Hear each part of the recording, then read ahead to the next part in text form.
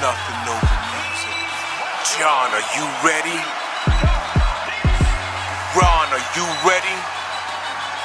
Jose, let's go! Still Knicks fans, still Knicks fans, go! Still Knicks fans, still Knicks fans, go! Still Knicks fans, still Knicks fans, go! Still Knicks fans, still Knicks fans, still SKF, SKF, still SKF, SKF, still SKF, SKF, still SKF, SKF, still. Yeah, all season long we gonna keep the garden live. Let me introduce you to New York, starting 5. Listen to the podcast, like it and share it. What highlights of RJ, Broadway, Barrett. The question is, what kind of offense we gonna run, son? It doesn't matter, we got Jalen Brunson.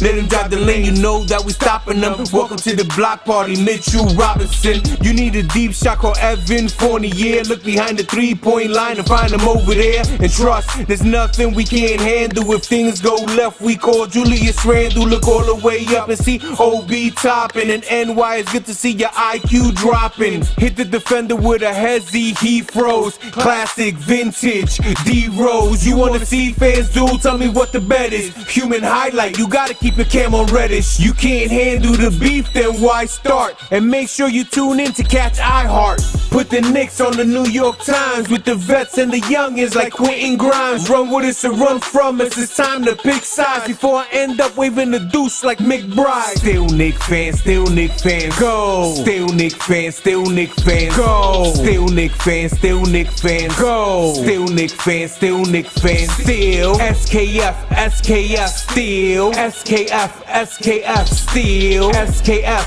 SKF, still SKF, SKF, still.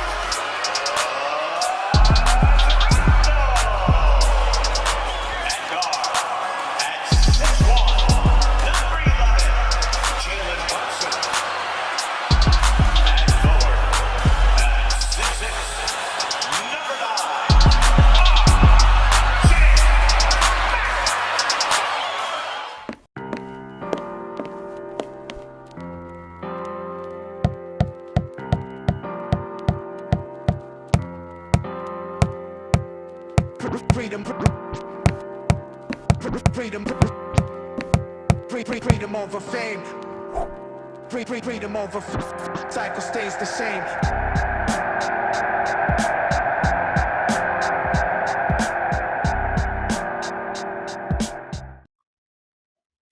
What's going on? Thank you for tuning in to SKF Weekly. We are back. You see it. That's right. It's your boy Ron, your man John, and Jose in the background holding us down on the ones and twos. Let's go. Let's go. Yes. Yes. Yes. Thank you. Thank you. John, how you doing, brother? I'm doing well, man. We made it another weekend, an exciting week in front of us. I am looking forward to today's show. Not to mention we're down the stretch. Yeah, man. We're almost in the playoffs. I'm excited. I'm excited.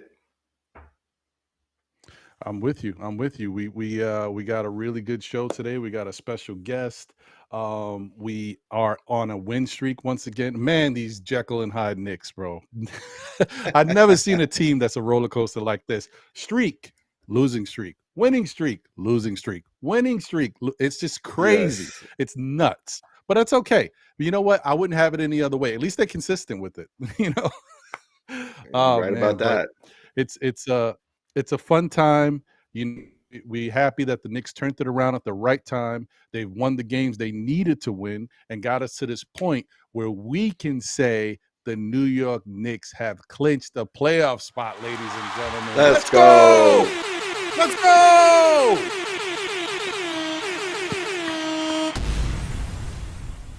Yes, yes. Well earned, by the way. So, well earned. Definitely.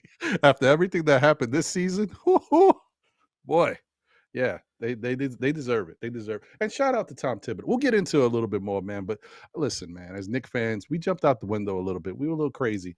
Not that they didn't give us pause, but listen, when we look at this season, when we look back, we'll be like, man, we were going crazy over some guys at Thibodeau and how he was doing. And look at the end product. All right, so I got to take a step back on about it. It's okay. It's okay. We'll be all right. We'll be all right. Anyway, guys, I want to thank you guys for tuning in. I appreciate y'all as always. Shout out to the chat. I know people are starting to roll in. This is a very busy Knick community day. Once again, you know how Mondays are. There's a lot of Knick content on Monday nights, always. So while you guys sprinkle in from visiting other shows or going back and forth, we appreciate you. Thank you for tuning in. Shout out to the ones that I can see that are jumping in the chat. Walter Blackman is here. Tony Crow, Nixon Bruises. My guy is in the building. Salute, my brother. Greg is in the building. Angel Torres is here. Salute, guys. Thank you for tuning in. But now it's time, guys. Now it's time to get to our special guest. And listen, honestly, I watch this guy on SNY sometimes, and I'm whenever I have a chance to turn it on, because I don't watch cable a lot, I'll be honest. And I'm really happy that we have him today, because I love his content. I love his conversations, the stuff he talks about with regards to our Knicks, and his special guests he brings on, which are fellow people from our community that we champion. Really, it was, I think it spurred because of he was on the Knicks Morning Brew with our guys, Phil, Jiggaman, and Hector. And I said, you know what? Let's reach out, man, because you know what? I've been dying to start getting back into us interviewing people. And I know John feels the same way. We've talked about it. We usually save this stuff for the off season, but we said, you know what? Let's start getting back into our interviews, because it's a part of the content. I know people like us talking to people. So we got a good one today, folks. We got a guy who is not only part of SNY. That's enough right there. He's also part of the New York Post. He's also champion on Knicks. He's also champion our Knicks community, folks. He is working with our Knicks community, and whenever we get someone like that, it's like when it comes to a Knick player, a player that wants to be a Knick. Like, this is a personality that wants to be involved with the Knicks and the community. How could you not champion someone like that? How could you not have this person on and be a part of whatever they got going on? Come on, man. That's Without further ado, welcome to the stage, to the Still Knick Fans Weekly podcast, Mr. Dexter Henry in the building. Let's give it up. Thank you, guys. Thank you. I appreciate y'all having me, man. That was a great intro. First of all, y'all intro was really dope. I got to say that. Salute to whoever did your intro, because they put a lot of work into it. We got to update the starting lineup, but they put a lot of work into it. And thank you guys for having me, man. Excited to be here. And I've said this on other shows. I like being part of the Knicks community, as you said. I also like championing other independent content creators, because that's how I got my start. And so I always feel like it's important to give back and show that love, and also, give people the platform also to elevate their own platform. So what good is, what I've done if I'm not, trying to help other people out too. And so the Knick community is a great community of content creators. There's a lot of great ones out there, dope ones like yourself. And so, yeah, man, it's just trying to pass that love along. So thank you for passing the love back. I appreciate that.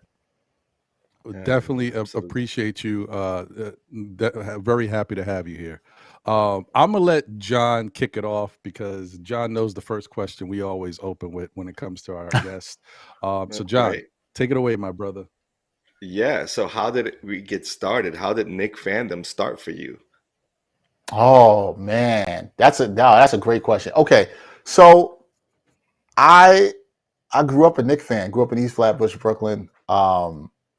Was a big Knick fan. I can remember where I always loved playing basketball. Let me say, I played basketball for a little bit in high school and everything, and I always loved playing basketball. But I remember seeing the Knicks in '91 in the playoffs, and Xavier McDaniel. I think the Knicks were playing the Pistons in the first round of the year. I think they won in the first round of the year against the Pistons, and it was just the energy in the Garden and how they were playing, and the crowd was pumped up, and I just love that team. I love the way they played, the physicality.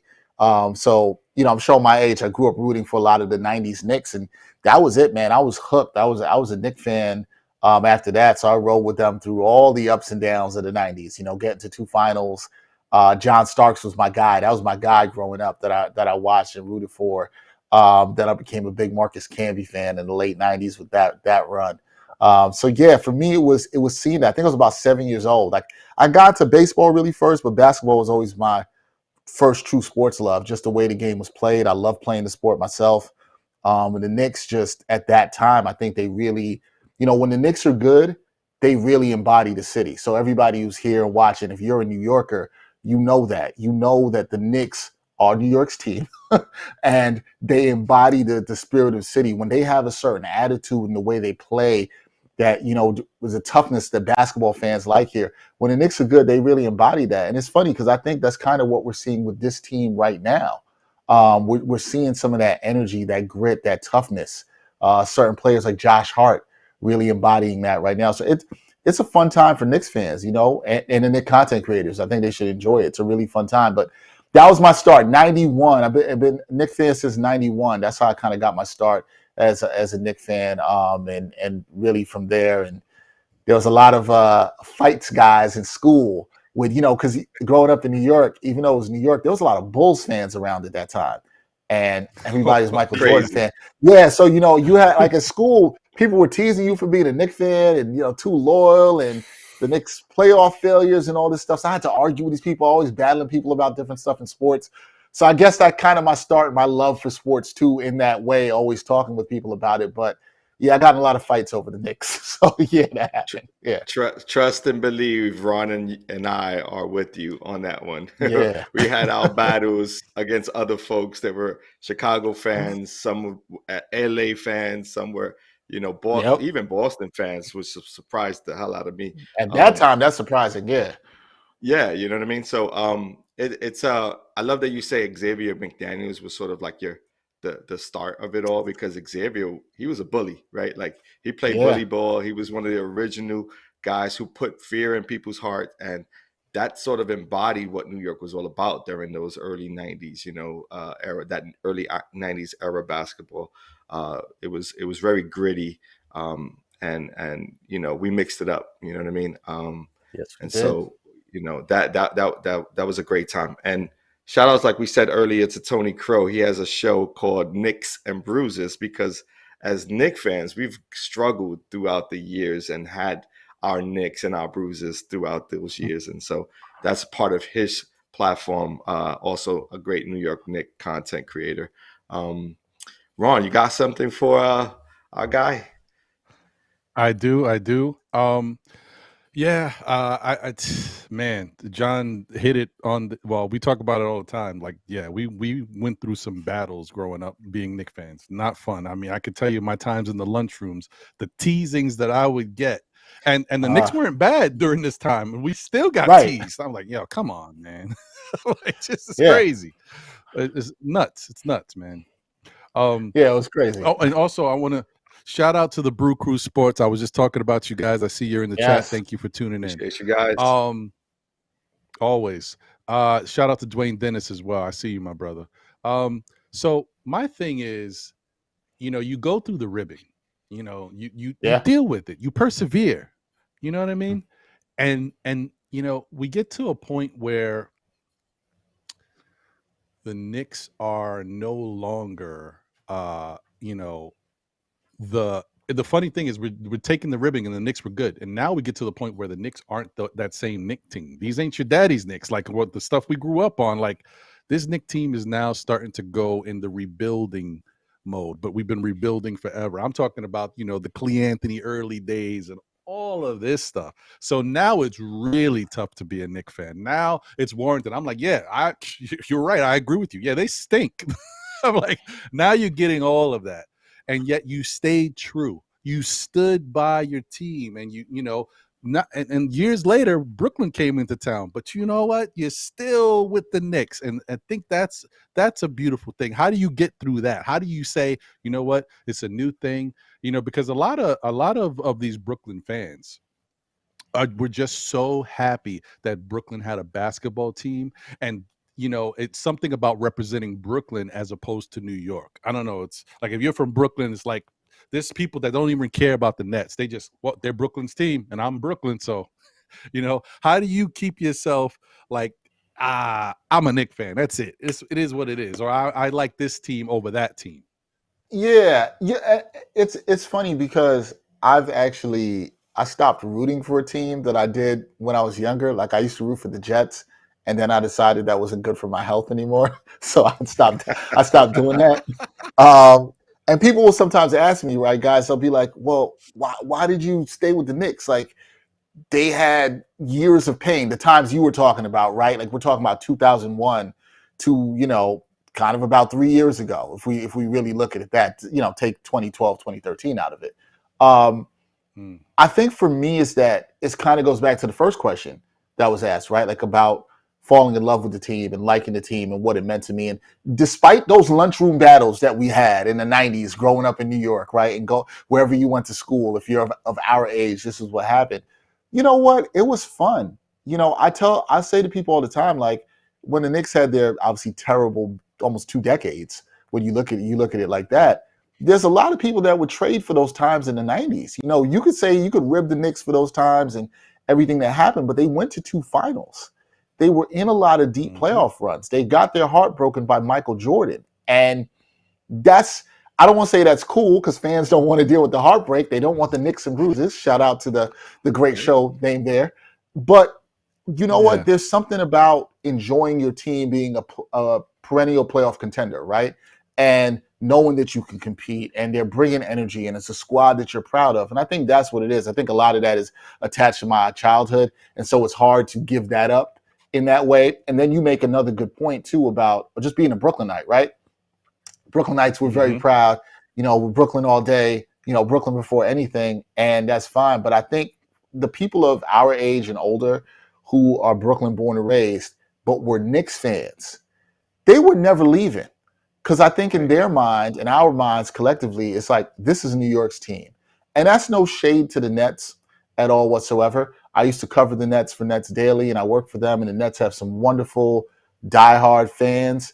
But they know what it is. They know what time it is, right? Like they know that the Knicks are the team in this city. And they always will capture the energy. For anybody who's watching, and I know you guys, if you've been to a Knicks-Nets game at the Barclays Center, it might as well be Madison Square Garden. It's not much different, guys, at all whatsoever. Right. The energy in there is crazy. So, for me, I think it's that when, like I said earlier, when the Knicks are good, that passion, that a lot of the stuff I watched through my childhood, the way the Garden was rocking. I was in the building a couple years ago for the Hawks series. Unfortunately, I was there for Game 5 when it ended. But man, the energy in there was crazy. And I was in there in 2010 not 2010. I forget the year before when they played the Celtics and they got swept in the first round. I was there for that, and it wasn't the same. When this city gets behind the Knicks and they know the Knicks is good, and I can't wait to see what it's like in a couple of weeks at the Garden. That's why, to answer your question, that's why, because the energy of Knicks fans, if you've been in a bar, you've been in a restaurant, anything around Knicks fan when there's a playoff game, man, there's nothing like it. And the energy for the fans is really been good. And look, I'll say this for the fans and all the content creators out there. The fans have deserved better than they had for most of the last 2 decades. But I think it should be encouraging from fans the way the new leadership has been going about things with this rebuild and this renaissance, if you shall say. I think they've been doing some things in the right way. They've shown some patience. And I think there's reasons for Knicks fans to be optimistic. So for me, man, it's been blue and orange skies since 7 years old. So I don't think that's going away. I don't think it's going away. Nice. Yeah, I like it. I like that. And it shouldn't go away. You know what? Because you know what? This is when you get your, like, look, no one's saying the Knicks are an elite team and they're championship bound, although anything can happen. But You know what? Just the fact that they are turning things around, they have a plan. Some of us question the plan. It took a little while to get to this point, but we're starting to see some fruits of it. And they are starting to play some really solid basketball. So as Knicks fans of everything we go through, we deserve to root for our team, be happy with the product, and just have a good time. And that's where we're at. And to your point where you were saying about, when the Knicks are going good in this city, and then playoff wise, forget it. I mean, listen, It's electric. there's a lot of people. Right, it's crazy. A lot of people nowadays, like the younger generation, may not have witnessed it and saw it live in the 90s. You know, they Right. see highlights and stuff like that. And those look electric, but it's not the same. Like watching the Larry Johnson 4-point play live is another level. It's not what you see when you watch a replay. Watching it live is incredible. So it's just, I can't wait. I'm excited, and I'm just happy that we all get to share and experiences. I hope some good things happen. So I got my fingers crossed. Hope so. Yeah. I hope so. So I'm going to shift a Yeah. little bit, and I want to go into your sort of professional life. Okay. Because, you know, we watch you on SNY. You do cover the Knicks for the New York Post. We wanted to know sort of what the background in your professional life has been like growing into, you know, becoming a what you consider a sports journalist in your own right. Yeah. No, like I always love getting this question. So for me, what I always tell people is I kind of talked about my love of sports, right? When I was young, I don't think growing up, you know, in Brooklyn, I always read the newspaper. This is showing my age too. I'll be 40 this month, and I always, you know, going to school, middle school, high school, I was always grabbing the newspaper every day, reading the section, reading about the Knicks, Nets, Jets, Giants, whatever it might be. And so I knew I always loved sports, but I don't think I ever really thought about it as a career seriously until I got to college. You know, I went to college at the University of Pittsburgh. And when I went there, I was initially trying to be an athletic trainer. My goal was I wanted to be like an athletic trainer for the team. My dream would have been to been the head athletic trainer for the Knicks. That's actually what I first wanted to do. But during my sophomore year, I really wasn't feeling the science classes I was taking. And my sophomore year, I was ending my freshman year, actually, I saw these guys on campus. They were doing a sports show, just, you know, talking kind of like their own independent thing. And it was on the TV station. And I was like, man, I could do that. Like, you know, I've always kind of been pretty good at speaking. I had done a little journalism in high school and middle school, wrote for the school paper. And so I was like, all right, I went to the meeting, let me get involved. And I switched my major to media communications, broadcast journalism. And the rest is history from there. I kind of was like, this is what I'm going to do. I worked on a show covering the Pitt basketball team, a weekly show that I did. So like I said, it always started with independent content creation. And that really propelled me, you know, got some internships. I moved back to New York in 2005. And then I started working in print first. Actually, I started writing a lot. And this is something, I probably spoke about this on other platforms, but a lot of people don't know. I started out covering a lot of high school basketball. And it was me, Ian Begley, Zach Braziller. We all used to work together at these high school games, covering a lot of high school sports. Like it's funny, it's so many people I still work with that was the time. You know, Ian was with the Daily News. Zach, before he was with the Post, had his own little independent outlet. And a lot of us used to cover these high school sports around New York. So I did a lot of that. Try to tell you, Mike, I worked for a small paper then. I then worked for CBS Sports for a little bit. My big break came, this is actually my second time working for the New York Post. I worked for the New York Post as a video journalist with them in the end of the 2007 to 2013. I did that for a while. Also worked with Nets Day. So I got my experience on camera there, sort of built there. Then I was on News 12 in Brooklyn. And I kind of skipped a step in telling you guys as part of the story. The most important thing that I did, in my opinion, in my career was in 2010, I started my own production company called Backpack Broadcasting. And the reason I started it was because I was working places and I wasn't getting the opportunities that I thought I should get in a lot of places. And to be quite blunt and frank about it, in a lot of the places I was working at, I didn't feel like there were a lot of, you know, Black people, a lot of minorities that were getting these opportunities. So I said, you know what, I got to start doing something for myself. And this is where the affinity and love I have for other content creators comes. So I was going out, I was going to different high school games, doing high school reports. And how News 12 found out about me was they kind of saw me doing this. And they were like, hey, this dude is going out there, he's putting it on YouTube, getting it out on Twitter, and he's beating us to this. So that also then landed me to work to Nets Daily and do some other things. So I always say to people, if it wasn't for me starting my own thing, which I got to give credit to my mentor, Jamoke Davis, who really inspired me to do that, my cousin, Makeda, and also, you know, my fiance also had a big inspiration in terms of me doing that. And if I didn't do that, I would not be probably sitting here talking to you. Maybe I would be, but I always say to people, making my own content really got me to where I am and expanding my platform. And I still do independent stuff, my own content. I host an NBA show. I do a sports and hip hop podcast. So creating my own stuff is always the things that make me the most happy. It's just the ones where you have the most control, the most freedom, the ones where you connect the most with people. So that was a major part in my development. And then you could go on down the road. Like I said, I worked for News 12 for a bunch of years. Then I got out of sports. I was actually out of sports for 3 years. I was working for AccuWeather as a weather reporter for 3 years. And yeah, that's yeah. Ron, I see your face. Yeah, it's crazy. How was that experience? Yo. Man. Yeah, I'm gonna send you guys some links when we're done. You can see, like, if you can look it up, like anybody who's like live watching, just search like Dexter Henry, Hurricane Dorian, or something like that. You will see me in storms, crazy storms, doing that. And the cool thing about that, though, I'll say is I didn't love it, and I'll be very honest about that. But I got to do some like sports and weather reporting. I got to do some cool stuff mixing in sports and how weather impacts sports. So that was kind of cool, and that was my trajectory to kind of coming back to sports. And then late 2021, early 2022, this is when this partnership between the New York Post and SNY came about. And I applied to be, an anchor there and do some stuff there. And I really wanted to get back to doing more stuff on the digital side. And for these exact reasons, I think I like the way I'm able to do interviews better. I like the way I'm able to connect with people through different independent creators in the community, how I have a good amount of creative control with that. So it's always good. I always tell people like yourself, other content creators, if they reach out and you ask me to come on your show, or want you guys to come on. I love that it's that relationship that I can reach out to somebody and say, hey, I like your work. I like what you do. Come kick with me. Let's talk some Knicks basketball.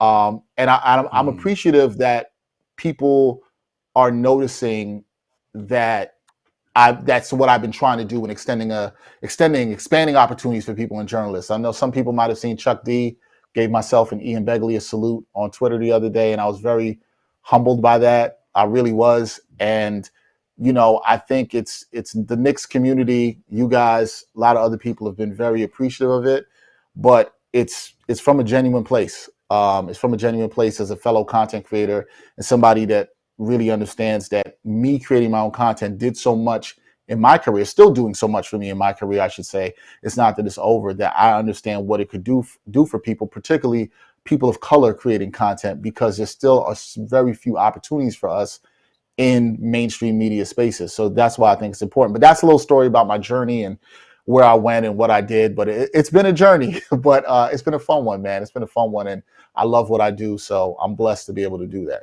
Yeah.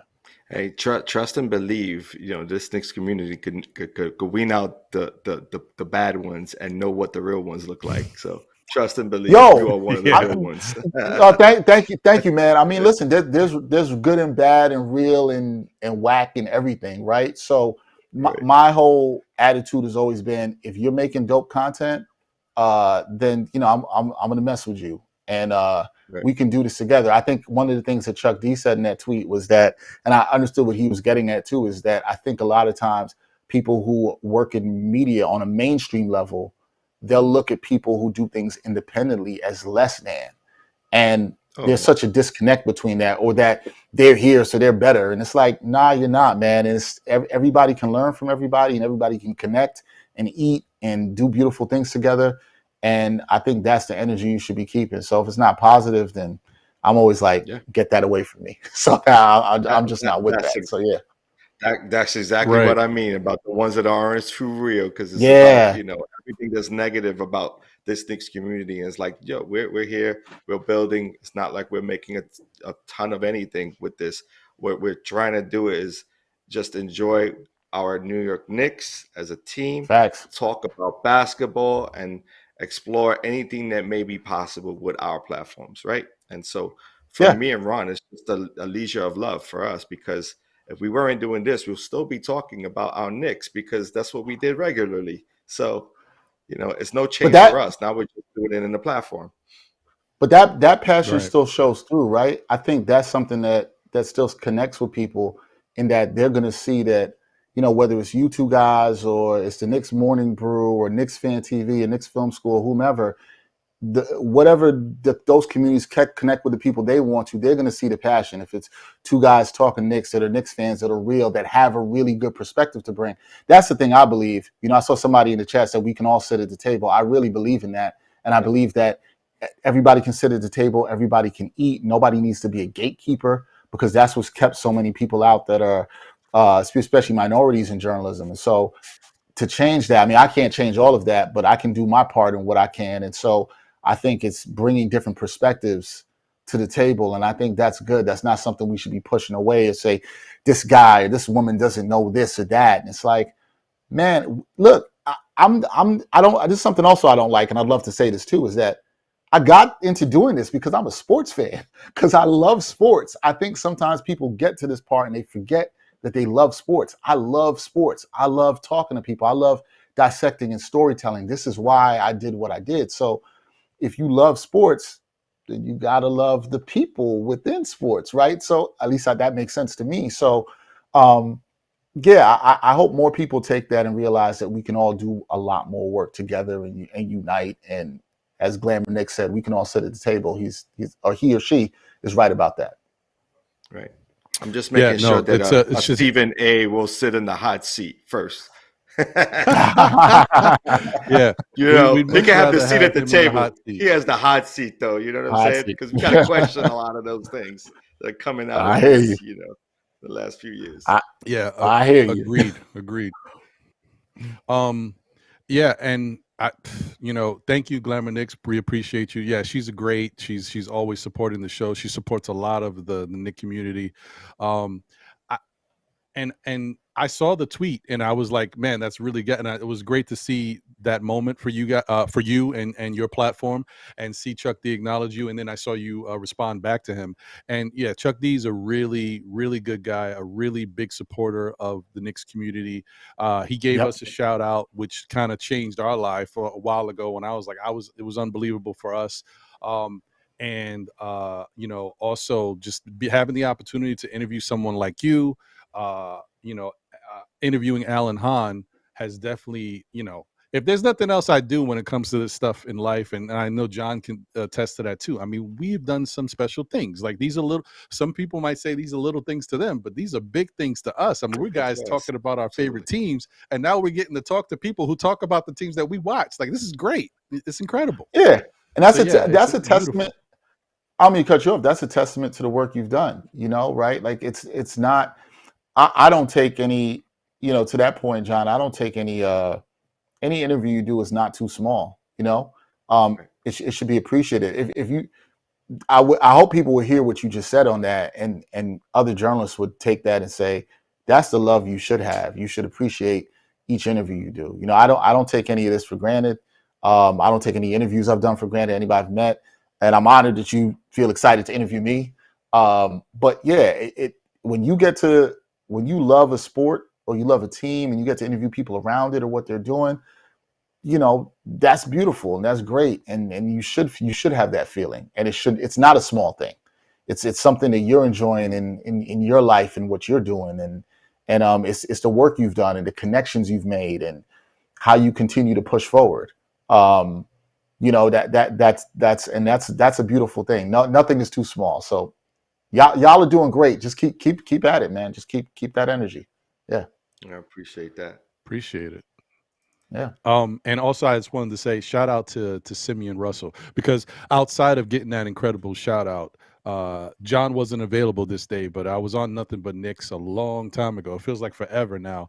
And it just so happened we were doing a New York Knicks schedule breakdown, like for the season, and Simeon Russell interviewed Chuck D, and I was in for that. So listen, there's so many different things. I'm just so happy about everything that goes on, and I get to do it with my brothers. What more could I ask for? So yeah, man. Right about that. Yeah, so it's beautiful, but I think it's about that time that we do a little breakdown of kind of what has taken place in this past week. We like to do like a quick recap of the Knick games, and we'll get your feedback and thoughts on them as well, because we also, at the end of the show, we do like a little oh boy, I don't even want to mention it because I'm so bad at it right now. We do like a weekly prediction. Me and John. I love this. And the bad thing about it, and I mean the worst thing about it, I mean the horrible thing about it, is that we decided to bet a steak dinner, and I think I'm gonna have to pony up and ante up on this one because it's not going good for me. And Jose, I got a bone to pick with you, but whatever. We'll get to that when we get to that. Okay, so All right. Okay. Yeah, that's for you, buddy. Yeah. He knows what I'm talking about. When we get there, you'll understand too, Dexter. It's All right. so messed up, man. So messed up. Anyway, yeah, so I think we should get into the weekly games, do a little quick recap, because these games were very important for the Knicks. Now, the first game of the week was actually the Houston Rocket game, but we didn't put that into our coverage because we added it to last week's games. But I thought that Houston Rocket game was a must win, even though we know Houston is one of the lesser teams in the league. Listen, any team could beat you on any given night. And if the Knicks, we've seen the Knicks take games off. If there was one game they did not need to take off, that they absolutely had to win, and also to break that losing streak, it was beating Houston, which they did a good job of it. Kudos to them. They did great. But then that brought us to one of the games for this week, which is the Miami Heat. And the Miami game was another must win, to not only make it's a statement to Miami that you're a real team and you're really here to stay, and also it puts some distance between them and us, and gets us closer to clinching that playoff spot, which we eventually did. So yeah, man, getting to the Miami Heat game, this is one that I was really surprised at because we had an issue here. Unfortunately, our I mean, if you want to call him the captain, I think Jalen Brunson is the MVP, but I would say Julius Randle is the captain. Unfortunately, he went down in this game, and it was a little worrisome. He tweaked that ankle, and I think from the point of the game, the next day, I guess they said he'll be reevaluated in 2 weeks. So hopefully he'll be in a position that he can help us in the playoffs. But we never know what can happen. But the Knicks wound up winning and pulling the game out 101-92. And in doing so, not only did they win a very big game that they had to against Miami, the rest of the team stepped up and did what they had to do to get it done in the absence of Julius. And it was just incredible to watch. You had great contributions from guys like, Quentin Grimes and Emmanuel Quickly, all while Jalen Brunson only chipped in 12 points. RJ Barrett only chipped in 12 points, and the Knicks were able to win this game. That I'm one of those people that I look at like these underlying things, and I'm like, whoa, how the heck did they win this game? So I thought that was a beautiful thing. I'll start with you, Dexter. What did you think about this, the Miami game, with everything that was going on? How did you feel about what you saw in that game? So first of all, I thought going into that game, I thought that was the biggest game of the season. I really did. I thought this is the game. If you want to lock up the 5th seed, right, you want to take the step towards that to clinch the playoff spot, which they obviously did yesterday. This was a game you had to have. You couldn't give Miami any hope.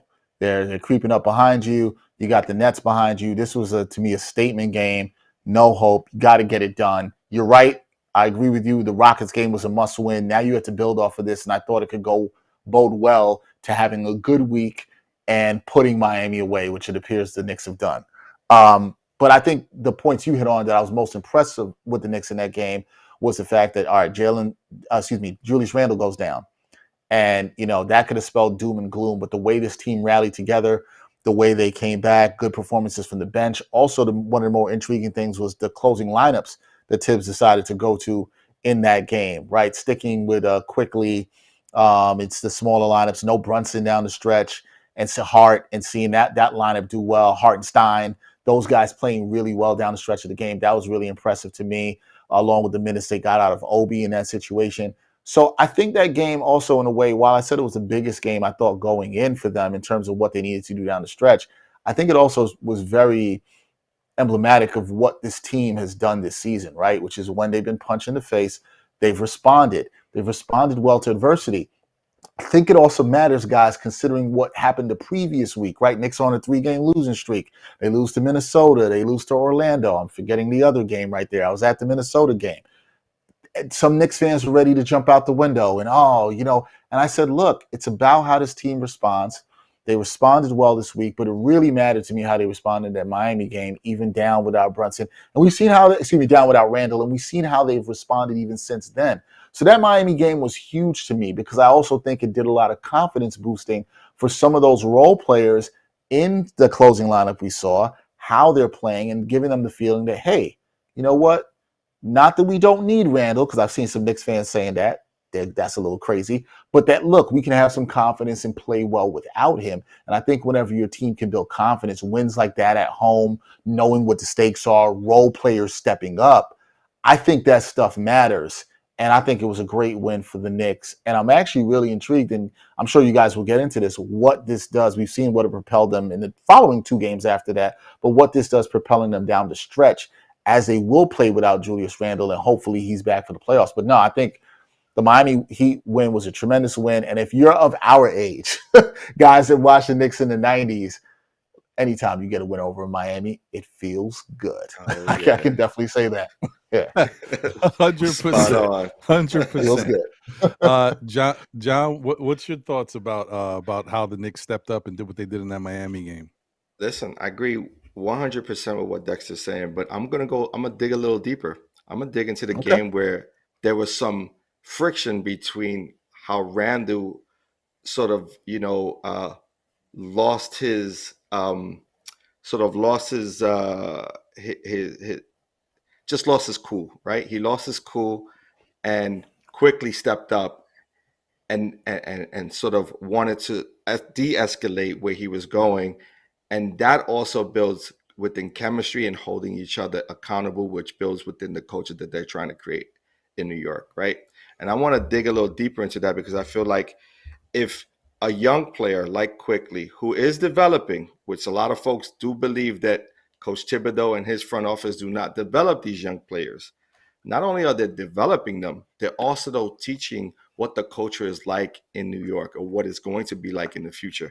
And I think he stepped up as someone who you can look to as a potential captain later down in his later in his years, right? So stepping up in that way, calling out Julius Randle in front of the camera, right, and just like slowing things down and not willing to back down from a gentleman of his stature, right? And it's like that sort of breathes energy to the entire team, saying, "Yeah, you're right, and now we're gonna have your back too," right? So when you look at Quickly and his progression and what he's been able to become for this New York team, right? 6-man of the award, he should win it. Like he's right there. And not only that, but Barrett, the way he struggled this entire year and has been able to sort of, catch rhythm and break out of rhythm and come back and just testing his fortitude, right? And I think that's important for his growth. Obi Toppin also showing a little grit, the back and forth with RJ in a couple of games. So those things are building chemistry. The Hart Foundation, what they've been able to provide for this team, right? When you talk about Hartenstein also coming back from what he started out like, right, which was sort of started out the year well, got injured, and then started not doing so well, and now is coming back to his own. And then the acquisition of Hart, right, and what he's brought that energy, he's brought that winning attitude, he's developed good chemistry amongst all the players. Mitchell Robinson doing what he does, coming back from injury and providing substantial defense for this New York Knicks team, being a staple down there in the paint. I think we need everyone, right? You can't build a team without players who buy in. And that's what we're seeing right now. We're seeing players buy into the culture, to the style of play that Tibbs wants to provide for us and is sort of creating for us. I'm still one to say, I don't know if Tibbs will take us to the promised land, right? But I think he's great for us right now. I think he is great for us right now. And we got to allow him to continue with this team and to see how far he can get us to the height of where we can get. I think he's owed that opportunity. So with that said, I think that was a great win. But I think it really starts to develop when you're losing. How you It's how you get out of those losing streaks, right? Like you were saying, Dex, is like you gotta be able to build through that, force your way out of it, and then see the light at the end of the tunnel. And you're better for it. Right after it, you're gonna see it's gonna be like night and day when Julius comes back and is able to play with this team. All right. I agree with I agree with a lot of what you said, and I think it's great that you brought up the point about how things could have gone left following the Randall blow up in Orlando, right? I think it was a lot of Knicks fans were concerned about what's this going to do with this team. I saw talk about, in all different communities and forums is, they're going to spiral out of control. And I really felt this way. I felt like based on what we've seen, and we heard you guys talked about the roller coaster ride in the beginning of the season with the Knicks, right? They win a bunch in a row, lose a bunch in a row, that kind of thing. You've seen them respond. And I think the point you're making there is that when the culture is good, you know what team's going to respond. And the thing I think with the Knicks right now is the culture is good, right? They're not the best team in the NBA. They're not a championship contender, but enjoy the ride. The culture is good. They've been building something, and good teams, good culture teams respond to that, right? There's accountability, like you said. I agree with that. Then it's about how you respond to it. So when I saw what we saw in Orlando, did I have concern? Slight. Somebody had sent me a text and they said, what's your concern level on a scale of 1 to 10 after that 3-game losing streak? And I was like, tops is a 3, because I thought the culture was good enough for them to bounce back. And I said, we're going to see if they do or not. Now they've won 4 in a row. And then nobody's worried about what we were talking about 10 days ago. So exactly, if the culture is good, I think that should be the Knicks fans' takeaway really from this season. 2 out of 3 years they made the playoffs. The culture's been strong. And it started, like we said, Rockets, they get that win in Miami. And I'm sure we'll go on to what happened in the next game. But yeah, the culture is good, man. I'm not really that worried about it. Yeah. No, I'm with you on that. I agree. I'm gonna say something once we get through the games, because I have a thought about this season in comparison to our prior successful season not too long ago. Okay. But shout out to Lion of Judah. I appreciate you. Shalom, my brother. Knicks 100 is in the building. Obviously, Glamour Knicks is here. Salute to you. And Cody is in the building. Ernesto Duverge is here. I appreciate no, he said Ron is so slick, wore that New York hat to go with the backdrop. Hey man, listen, it just happened that way. Listen, it wasn't my first choice, actually. It didn't work out. But that's behind the scenes stuff. Let's not get into all that. Anyway, thank you guys for being here and tuning in. Appreciate the love and support. We've got a great guest today, Dexter Henry. You know him from S&Y, New York Post. Apparently now we know that he was also a weatherman, a weather anchor. I'm definitely gonna have to check that out. No, that's interesting. I was not like a meteorologist in the studio with the maps. I was out in the field. So I was a weather reporter. I was out in the field, just to be clear. Oh, that's even worse, actually. That is worse. It is worse. Oh, it's worse. Oh, it's definitely worse. It was definitely worse. It's definitely worse, Ron. There's no doubt about that. It was definitely worse. Yeah. Oh man, I'm sorry to hear that, bro. When you see the videos, you're gonna be like, man, Dex was out there looking miserable. And I was. This is great. It's a beautiful thing. Yeah, man. So that brings us to the next game on the docket. Now, here's the funny thing about this. After we broke the losing streak and we beat Houston, I felt good. Okay, good. Get that losing taste out of our mouths. Fantastic.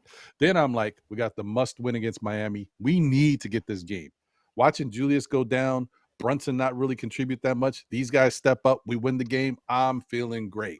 So going into the Cavalier game, I'm saying, you know what? It would be nice to win, but I don't think it's a must win. And the fact that the Knicks took the challenge and said, we're going to go out and play our A game and try to win this game just like every other game, that was very encouraging for me to see. And it'll bring me to what I have to say later. You'll understand when we get there. But yeah, the Knicks played the Cleveland Cavaliers and they went out there and they took care of business, man. They not only did so, what we've seen so far is the Knicks have won the season series versus Boston.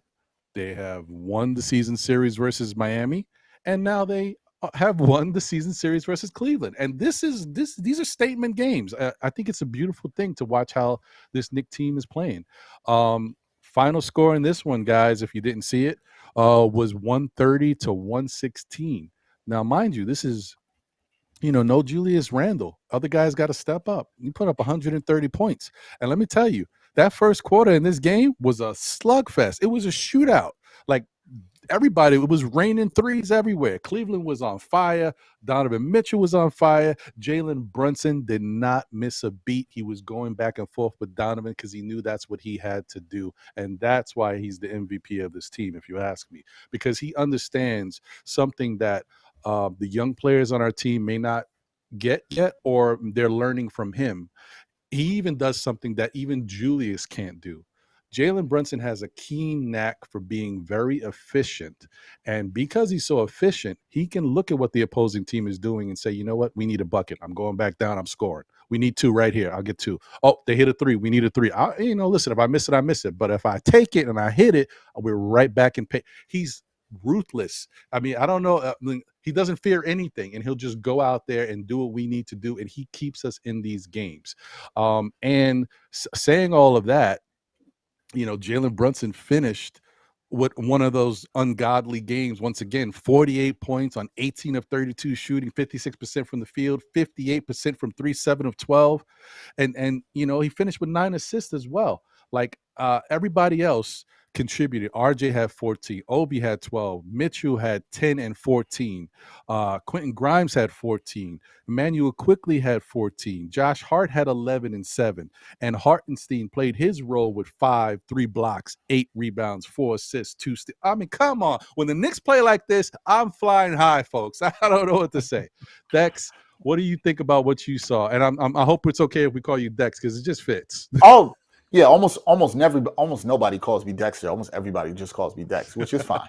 Well, I mean, listen, okay. I like the name Dexter, but I don't want to equate you with the Dexter that I like. So, you're a different breed. That guy on Showtime, he's a different guy. Oh, serial killer Dexter. Nah. We not. Yeah. He's a different guy. Good show though. So here's the thing, right? I talked about how the Heat game going into it, I felt like it was the biggest game for them, right? And I felt the same way you did, Ron, in that the Cleveland game, you're playing with house money here, right? If they win, it's nice, especially without Randall. But if they don't, whatsoever. What got me in that game was the first quarter, like you said. Slugfest, like a heavyweight fight. Everybody's out. Mitchell's out. Spider's hitting shots. Jalen's hitting shots, right? I tweeted this at halftime, I believe. I said something to the effect of, the performance we saw from Brunson, 33 points in the first half of that game, was one of those games where it looked like a star said, my team is not going to lose here. I'm putting them on my back. I'm taking you home. And that's what I saw from Brunson. I think Brunson was focused in that game as at a high level as you could be. He wanted to send a message to the Cavs. Do not think when we see you in the first round, this is going to be a walk in the park. We are going to come to play. And we'll give it to you without our 25 and 10 guy and Julius Randle. I like that. I like seeing a statement game this late in the season where it can be looked at, the chips are down. I know that Cavs are the top defensive rated team in the East. I understand that there was no Jared Allen. There was no Okoro. Both those guys weren't there. And that's factors that will be different in the playoffs for there. But it still doesn't matter. For the Knicks to come out and get that win the way they did, the contributions. Hartenstein, who I know a lot of Knicks fans wanted off the team in January. Man, he's been good. And he was good defensively. He's out there looking like Mutombo. I couldn't believe it.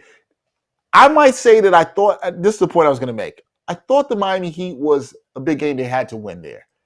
But watching that game was very satisfying. That might be, for some Knicks fans, the most satisfying win. I think with all the stakes, with Randall not being there, how you saw all the guys contribute in that game, and the way Brunson just went off and showed to me big-time leadership. What we have to remember, and Knicks fans I think need to remember, is we've seen Brunson step up. Luka Doncic went down in the playoffs last year, getting Utah in the first round. This guy stepped up with big games. He has a knack, as you were talking about, Ron, for knowing the moment, knowing what needs to be done for the team. And that is something that very few people in the league have. And sometimes it's not the best, most talented players. Chauncey Billups had that with the Pistons years ago. He had that kind of intangible of knowing what shot to take, what his team needed. Brunson has a lot in there, and that was a statement game, and that showed me a lot from Brunson, particularly also the fact that he had been battling some injuries. But look, that game said to me, okay, this team might be able to win out till we get to the playoffs. It's not unlikely that they can't do this. It gave me a lot, and it showed me a little edge and a little confidence, and I'm sure we'll get into the game from last night as well too, and how that also added to me. But I was very, very, very impressed with the Cleveland win, and I think all of Knicks Nation should have been too. It was a very impressive win, and salute to Jalen Brunson and what he did in that game, because it was tremendous. Yeah. No, you nailed it when you said what you saw out there. I couldn't agree with you more. John, your thoughts? Yeah, same here, man. It was exciting to see. It was exciting to see this type of basketball being played, in our, just in our arena, and just, like just seeing it all. Wait, did we play in New York? No, in Cleveland. We were in Cleveland. Played Cleveland, yeah. But it felt like New York. It was like, it was just like it was a lot of good energy. We played, collectively as a team really, really well. And I think it was just an impressive win and great leadership by Jalen Brunson, and you're starting to see a lot of these young players on our team are starting to, learn through experience. And I think that's the biggest key, because once we get into the playoffs, we just start to see their maturity start to land. Right. And I think right now we're showing the improvements over the year, what have they've learned over this grueling year that is an 82, game season. You're going to start to see all of their hard work pay off. And it's a testament to the work that Jalen Brunson puts in, and as a professional, right? Like you sort of set the goals and you set the play by example. And I think these young men, because a lot of them are in their young 20s, they're starting to really understand what it takes to be an NBA player. Looking forward to to this playoff run, but that was an amazing win. I was excited to see it, especially just towards the end of the game, how we were able to lock in defensively, because I think it was a lot of it. It was an offensive explosion. And then in the fourth quarter, we sort of nailed, bit down hard and nailed in and really locked in on the defensive end, and we're able to come up with those 50-50 balls and create turnovers and score on the other end. So yeah, impressive win. Yeah, I agree. And shout out to the chat once again. Knicks 100 said two things that I think are really interesting and very poignant statements. He said Brunson is the definition of a leader. He don't talk nor show off. He just goes about his business, a true professional. Very true. And I think we all see that. We respect him for it. And the other thing he said is the Kings game made him proud, because we were down big and we forced him to respect us. Very another good point, because I don't think we didn't play a good game versus the Kings, but we made it a game towards the end, which it's a shame, because sometimes you just don't have it, and you just wish, like, if the light switch had clicked on just a little earlier, maybe we would have had a shot to pull that one out. But it is what it is. And it's also a testament to when you make mistakes continuously, or you don't lock in, like John was saying, it can come back to bite you. Even as hard as you fought to get back into the game, if you do that and put yourself in this position, sometimes it's hard to get up out of there. So and I think they've learned. I think that, listen, they've shown it all year. Has learned a lot. They've learned a lot this year. Yep. Yeah. Yep. They have. I wanted to shout out somebody else I saw in the comment that I thought made a good point that I've been making for a little bit the last couple of weeks. Brunson and Randall's contract. Ernesto Dever said Brunson and Randall's contracts probably the best two value contracts in the league. I've been saying this. The Knicks have their two best players, one who made an all-star. Randall's going to make an all-NBA team. I think he'll make third team all-NBA, right? Brunson, we could argue, could have been an all-star. And guard is going to be tough, but it's going to be hard for him to make all-NBA. You got two guys like that who are not on max contracts. The Knicks have all the assets they have. This is the value that they're getting from those guys. That's why Knicks fans should be excited. You can sit there and say maybe you don't think they have a true number one. You're probably right about that. But the value with those two contracts right now are looking fantastic. The Knicks don't have any guys on the max contracts, and their two best players, great value. Good spot to be in. Good spot. 100%. 100% agree with you. And let me tell you, Dallas fans and Dallas ownership, they're kicking themselves about letting Jalen Brunson go. Oh yeah. But hey, listen, one team's problem is another. You know what I'm saying? I'm okay with it. Don't worry about it. You cry. Listen, I just saw something the other day, which I'm a little upset about. I'll just throw this in here right now. The fact that Dallas is flaking and falling apart in front of our eyes, and we're going to lose that draft pick, at least lose it for this year when it has a little bit more value. Next year, the value might decrease a little bit. So it is what it is. But we won't. We've already got rid of our other first-round picks. So this is the last one we can still hold on to. They were in 4th place before the Kyrie trade. Now they are in 11th. Jeez. Okay. Listen, whatever. One bright side, the New York Knicks front office has done a lot more with a lot less. So it's a good point. It's a good point too. Very true. Very true. Very true. And that brings us to the last game of the week with victory against the Washington Wizards. This game was one of those. Once you found out that, Bradley Beal's not playing, Porzingis ain't playing, Kuzma's not playing, you're like, okay, Knicks got to win this game. But let me tell you, these are the type of games that are scary because even as a player on a good team, there's something like the competitive juices have to flow. And sometimes it's hard for you to get that stuff going and rumbling inside.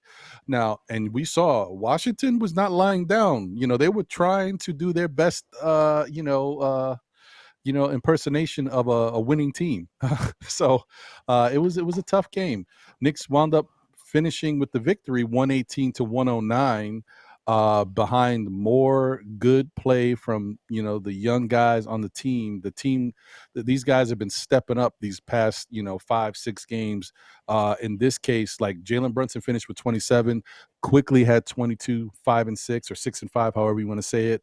Obi Toppin played 33 minutes and contributed 21. It wasn't the greatest game overall, but it was a very good game offensively for him. He had a really nice block, which led to a transition basket where he scored it. And he had 2 steals and 4 assists. So it was really nice to see Obi step up and have a chance to contribute. And we do know this. When Obi gets minutes, he is effective. He can contribute. Now, I will say, unfortunately, I know some Knicks fans are starting to jump out the window. They did play the Wizards. The Wizards didn't have anybody out there. And it's not to slight Obi. It's just I want to see Obi do some stuff like that against a team that's a little bit more meaningful. Will he get the same minutes? Probably not, but it is what it is. But hopefully it's a stepping stone for him and his progress, and we'll see what happens. And then, the player of the game in my eyes was Quentin Grimes, who finished with 27, 5 assists and 2 rebounds. And he played 41 minutes, but when you give Quentin Grimes a decent amount of shots, he's very effective, and he just showed it again. And he was on fire in this one, and he hit big shots. So it was really nice to see. Very good for them to pull out this victory. What did you think about what you saw, Dexter? Yeah, it was good. And this was a game I didn't have my eyes fully on. I was working. I was in and out the studio, kind of watching this game.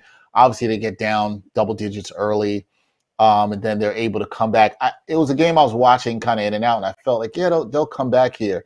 And I feel like some of the talk among Knicks Nation after this game, and I got some texts from a couple of friends I have who are Knicks fans, and they were asking me, well, the ball movement looks so great, without, RJ and Randall there.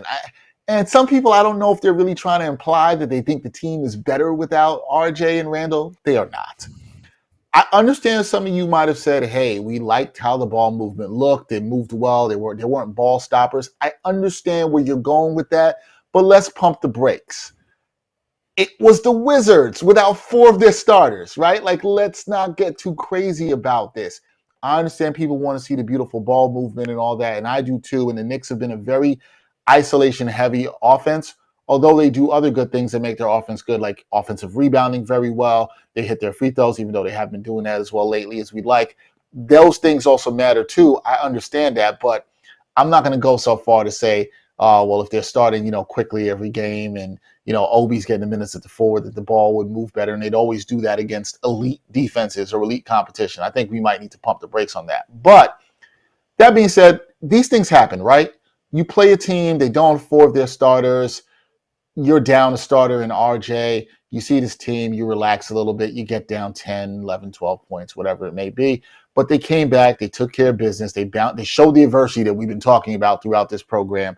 They bounced back, they took care of business, did what they needed to do, clinched the playoff spot. Now it's on to clinching the 5 seed. So to me, it's a fine victory. The Knicks took care of business against a bad team that was down, that came out with a lot of energy, looking to do some things at MSG.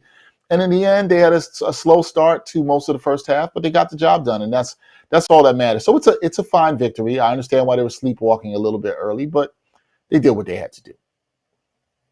Agreed. And before we get over to John, I just wanted to say real quick that, listen, I understand Knicks fans. I get it. It's a better looking brand of basketball, but the point is to get the same result. Yes. With Julius, the way we play, the ISO motion, all that stuff, the point is to get those victories. It may not look pretty at times. They may struggle. They may have to fight a lot harder to get stuff done, but the same result is what we're looking for. But I understand. It did look pretty. They had 31 assists in this game. So it was nice to watch. John, your thoughts? Listen, my biggest takeaway is that I could see this actually being a part of the offense, especially with the second unit, right? There's no reason why the second unit can't come out and work in this fashion, right? And I mean, we talk about Obi, you talk about iHeart, you talk about Hartenstein, and even Barrett, being able to not, hold on to the ball should be able.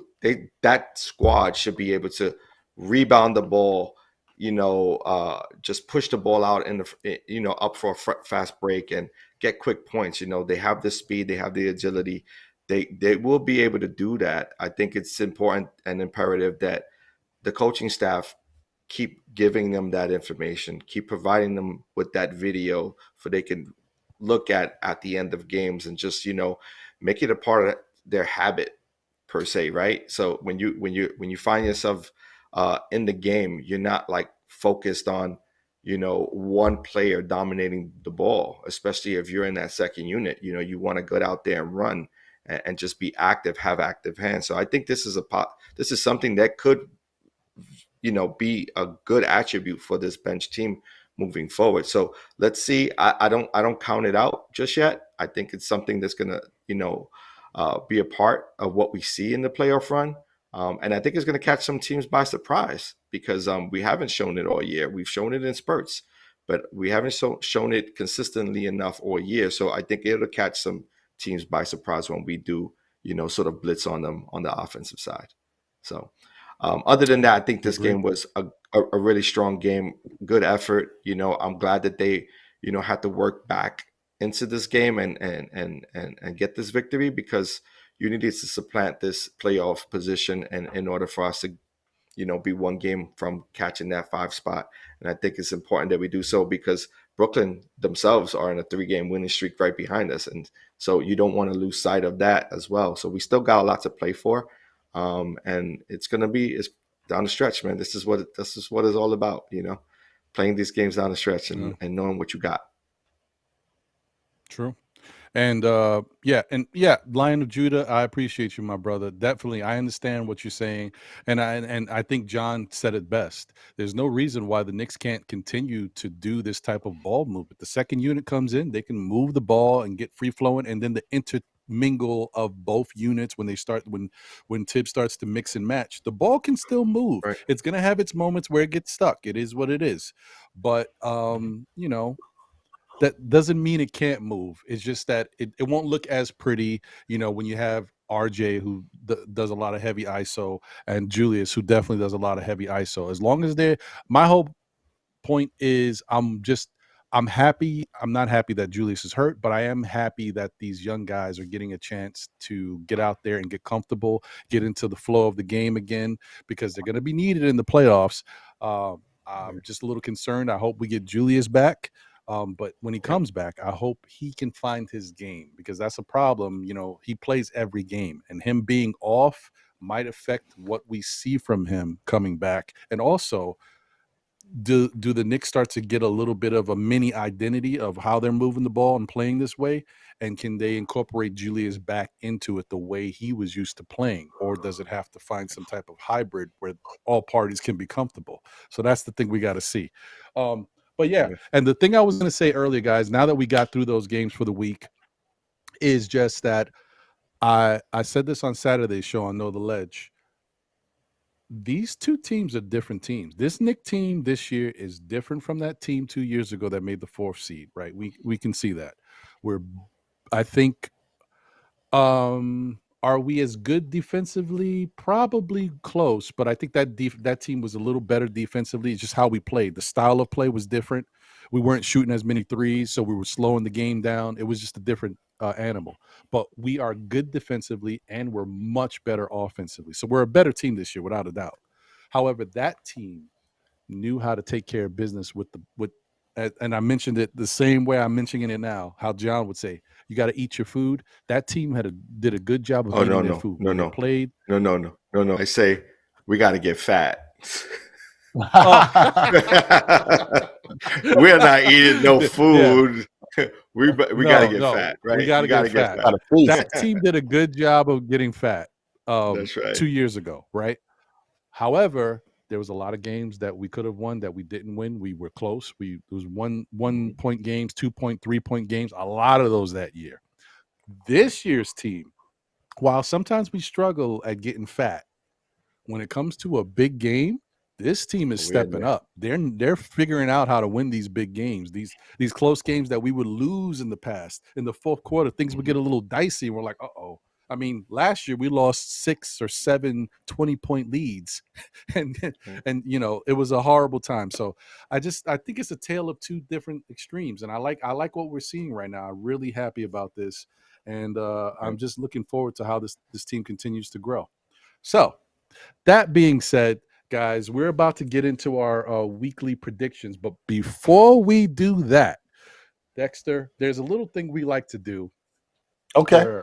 We want to highlight one of the players and how good he's done in the last game. We'd like to look at the last game. But before we get into that player and what he did in the last game, we also like to acknowledge maybe a not so good moment for one of the players.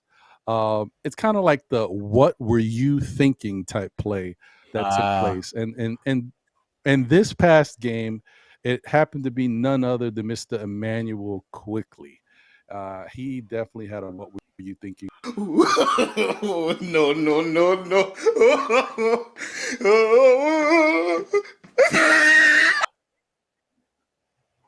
I don't know what he was thinking. Look at this jump step. What am I doing? Where am I going? It was a horrible turnover. What the heck was that?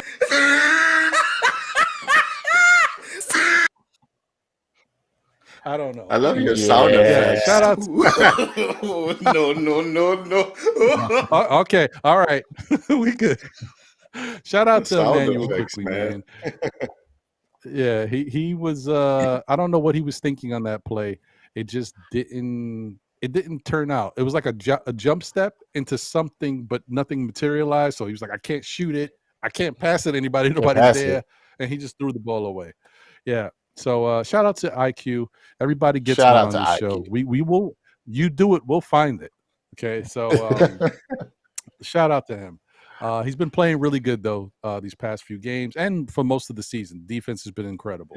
Yeah. But that brings us to the guy who we want to highlight for having a really good game and showing out. It's about time because he deserves it. He's been trying to get it all season. They just got to give him the ball. And that's Mr. Quentin Grimes, the peak performance player. Yeah, Quentin was getting busy, man. He has a beautiful form, beautiful what's that, Allen Houston type shot. And when you get him going, I mean, forget it, man. The Knicks are a different team. Get him in the break, little transition there, nice little layup. Not to mention, he's got some sneaky hops. You know what I mean? Like he can get up. He can get up there. Yeah, I've loved how he's been playing, man. I think it was before yesterday's game. I was doing something. I did a video about for the sports bettors out there to take him over 2.5 threes.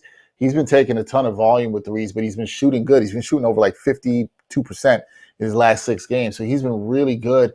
The thing you love with Grimes about all this, right, where he's playing good offensively, he runs the floor well. He's become a better finisher in transition. The thing I really think that impressed me him is he's always guarding the other team's best player and still has had this energy for offense. He was in a bit of a slump early in March, but he seems to be finding his shot again here and looking really good. And look, Grimes' development in year 2 is really, really impressive. And I can't remember which two of you, Ron or John, which of you guys said this at the beginning of the show, but there's always been a lot of critique on Tom Thibodeau in terms of his development of players that I've never necessarily thought was really fair. I think he actually hasn't got enough credit for players that he's developed, whether you looked in Chicago or Minnesota. And we're seeing it here with the Knicks. The Knicks, somebody else brought up how they hit. I think it was you, John. You were talking about how they've hit in the draft and done a lot with less. And they have, right? You know, Quickly and Grimes, both picks number 25 in the draft. And the improvement in those guys as two-way players has been absolutely tremendous. But Grimes, man, he's been good. The defense has always been solid. He's always going to give the best score on other team fits. And then the offense, he's getting more confident in his offensive game. He's looking to create for others. He's doing stuff off the bounce. And then, you know, obviously him hitting the threes. I've been very impressed with Grimes' development in a way. I don't like jumping ahead too much. I like to try to stay in the moment. But with guys like him and Quickly, and him, you're like, man, what can he do in year 3? We saw what Quickly did in year 3. What can he do in year 3? And when you're hitting like that in the draft, and you're getting players like that, and we don't know what those guys can become, but Quick, I do agree with you guys, should be 6th man of the year. Best two-way 6th man in the league this year, hands down. But when you look at Grimes, you're like, man, this is a starter. This is the guy Tibbs loves. He's becoming a really good two-way player. Grimes has been fantastic, man, and he's had a little ups and downs this year, but nah, man, he's been really solid, and I think Knicks fans should be excited about him. He's one of the young players I really like to watch. I like how he's playing the game. Yeah, he hasn't faltered, right? Yeah. Like even through the criticism, he hasn't faltered. He just, you know, he puts his head down, he puts in the work, and as you can see, like even, you know, what he does off the dribble, you know, his playmaking ability is, you know, it's up there with some of the best 2 guards in the league right now. Like his decision making when it comes down the stretch, you know, making teams play. Like if you play off of him, he's going to hurt you, and if you try to run at him, he's going to get right by you and then make a play for someone else. So I think that's impressive for a year 2 player. Definitely. Agreed. And I want to just say real quick, Knicks 100, they're similar, but they're not the same because this team can play defense. They have moments. They also get exposed a lot on 3-point closeout defense. But offensively, I mean, we're averaging 115 points per game for the season. That Knicks team 2 years ago could not. Could we sniff 100? I don't. We didn't even have that many weapons. We didn't have enough weapons with that other team. You know, we have weapons now. Yeah. If you shut down Randall, we got Brunson and we got Quickly and we got the like we were just talking about, Grimes being able to provide substantial amount of points as well. So we have plenty of options right now. This team looks a whole lot different. So I'm looking forward. I'm not scared of any team that we see in the playoffs right now. I'm just excited to get it going. Yeah. All right, guys, we're here. It's that time. What were you going to say, Dexter?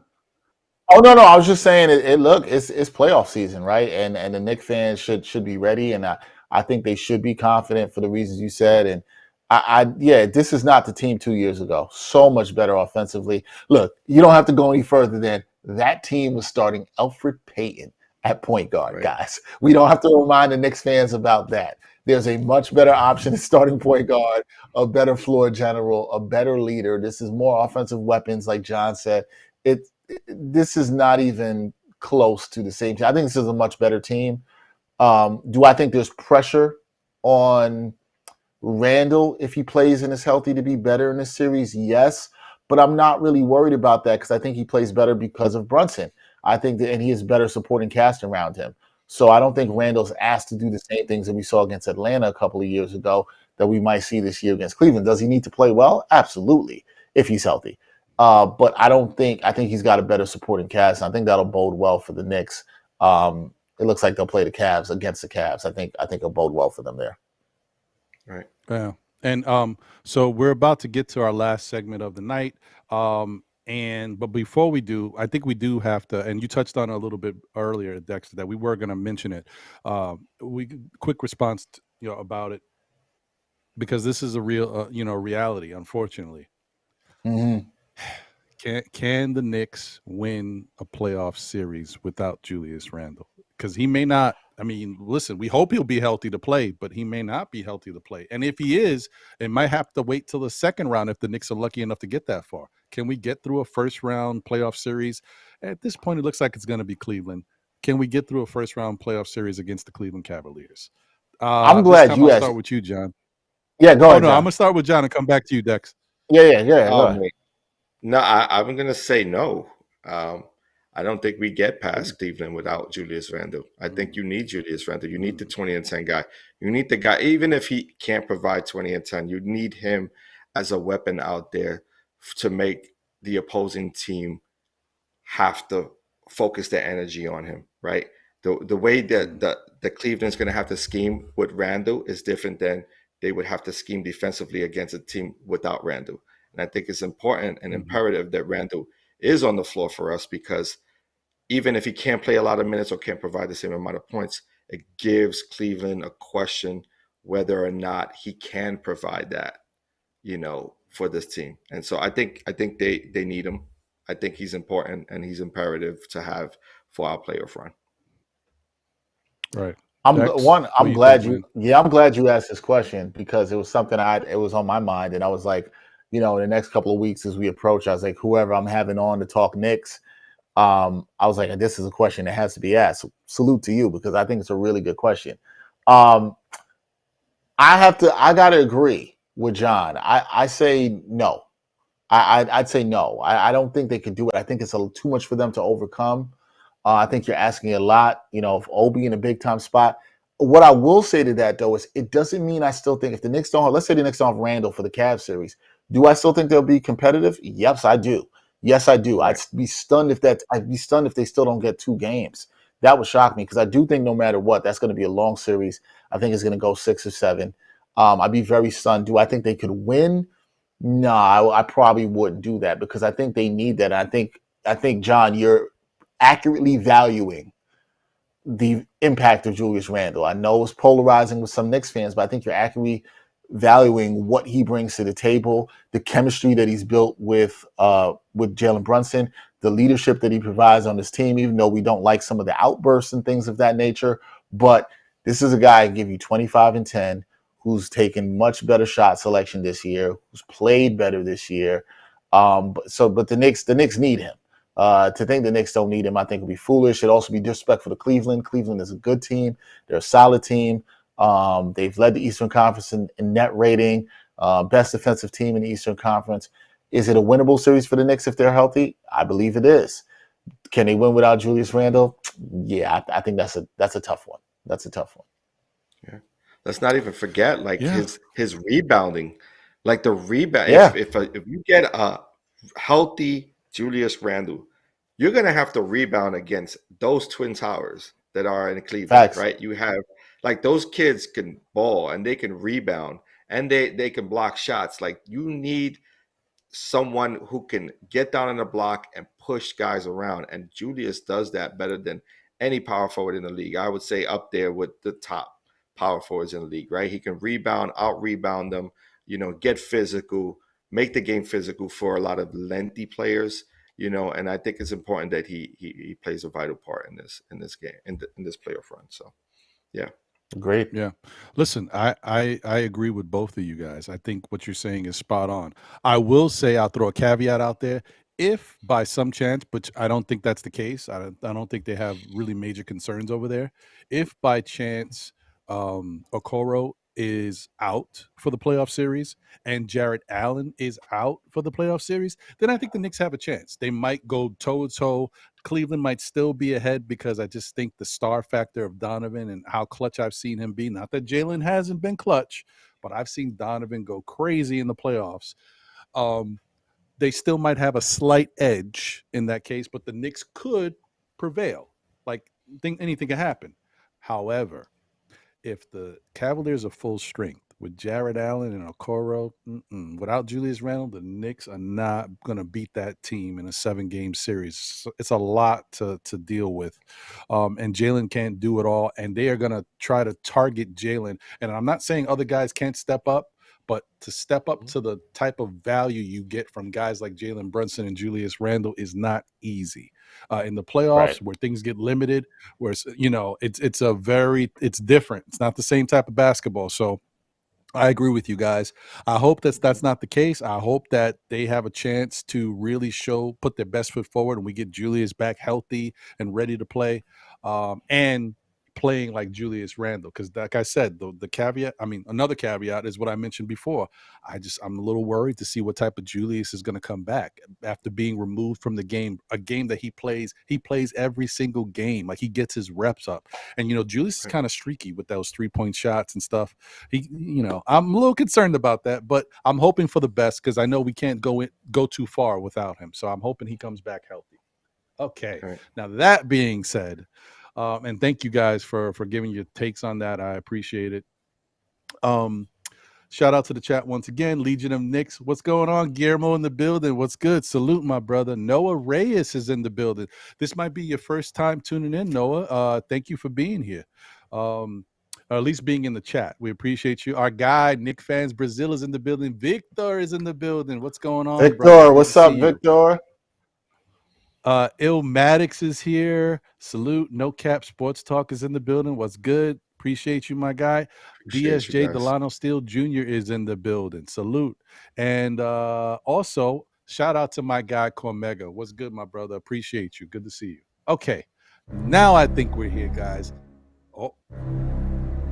Some ominous music. Oh, it's going to be ominous, all right. Uh-oh. What's up, fellas? Y'all miss me? What up? Oh, Jose. What's going on, my brother? Not much, I was just chilling here, drinking my salsa water, and looking up some flights for California. Keeping it healthy, ready for travel, right? Got that. Nice. Okay. I think I deserve a spring break too, right? There you go. Spot on. Everybody deserves one. Why not? He works hard. Right, he works hard. So I know there's a lot of people in the Knicks community that does, their own prediction. Sometimes they provide numbers, but I don't feel like doing a lot of math in my head, so I try to keep it as simple as possible for myself, And I appreciate Dex because we're both from East Flatbush. We learned. There we go. East Flatbush represent each other earlier today, so I appreciate that. Yep. We're not with these little Bushwick, Williamsburg people over here. Yeah, we're a little, we're bougie. Wait, so you got, baby. But see, that's old Bushwick and Williamsburg. We got to be clear about that, right? Okay, like, okay. Old, Thank you. New Bushwick. And I went to middle school in Bushwick, so I can't hate on Bushwick like that. But New Bushwick and New Williamsburg, little suspect, but that's another story for another time. It's a little different. A little different. Yeah. So the way we do our predictions here, and actually I believe, and Ron, you can correct me, these are the last 3 games, right? Yeah. Yeah. We made it through another season. Another season. Can I ask a question about this prediction? Because earlier Ron and John were talking about the fact that they bet a steak dinner on this. What I would like to know is how far behind is Ron? Like, can he actually make up enough ground in the standings of the competition this week, or is it a wrap? Like, does he just have to, give John the steak dinner now? Like, does he have a chance here? That's what I want to know. You see, I kind of did the math, and it's kind of crazy, but yeah, he has to come out victorious last week and this week to kind of be neck to neck with John. And the sad part is, Dex, is that the reason why Ron is really upset and is kind of feeling nervous this is where it comes, Dex. You're about to hear is that he actually is the one that lost last season. And yeah, so it's gonna be back-to-back steak dinner for this man right here. Wait, so also of him paying, correct? Which must be noted. also, like, where is this steak dinner going down? Is this like a Peter Luger situation? Like, how's this happen? Does John get to choose the steakhouse? Like, how's this go down? It's Ruth Chris, Oh, Ruth Chris. I was just there a couple of weeks ago. Okay. It actually might have to be something like Ruth Chris. I was actually trying to get him to Tad Steaks, but they closed down. It doesn't exist anymore. But that's the problem. Like, they had the price line that I was really looking forward to. So it is what it is. Or the Sizzler, maybe the Sizzler. The Sizzler. We used to hit that B-52 to the Sizzler. You remember that? Facts. Wow. Taking it back. So yeah, but I'm partly upset about that, Dexter, and I'm upset about something else that took place from last week. What happened last week? No, let's go. I don't know. Well, you gotta talk to me. Here's the thing, Dexter. That Jose likes to make the show spicy. He likes to make it fun for everybody, right? So he likes to throw curveballs. Okay, so he'll get us picking our player, our teams, whatever we think, and then he'll hit us with a curveball. Oh, well, you know what? We're gonna go with what the fans think, and then he'll give us the fans' pick. Or, you know what? Last week he said, well, I'm gonna take John's pick and Ron's pick, and I'm gonna swap them. Right now, if I recall, I said that I think the Knicks are gonna win 3 in a row. And if I'm not mistaken, I think the Knicks won 3 in a row. The problem is, Dexter, someone said, let me throw a curveball and swap Ron and John's picks. Dang. Well, you know what? I'll say this, Jose. Spicy producers can be appreciated by on their talent, but you can't be messing up the vibes. I don't know. Maybe Jose's got S and Y, you know what I mean? Because he's out here making he's just trying to boost the ratings, guys. That's all he's trying to do. He's trying to boost the ratings. I'm trying to do something, but it's kind of crazy though. I mean, one of the things that all of you were saying throughout the whole show while you guys were giving your takes and everything, you guys were kind of revealing your age a little bit. So Ron, I think that's the situation that's happening with you right now, with you revealing your age, because if you were to actually go back to last week's episode, I actually allowed you to keep your original picks, which technically means that, my friend Ron, you are this week's king of prediction. Don't you feel poor? Don't you feel bad about yourself? Wow.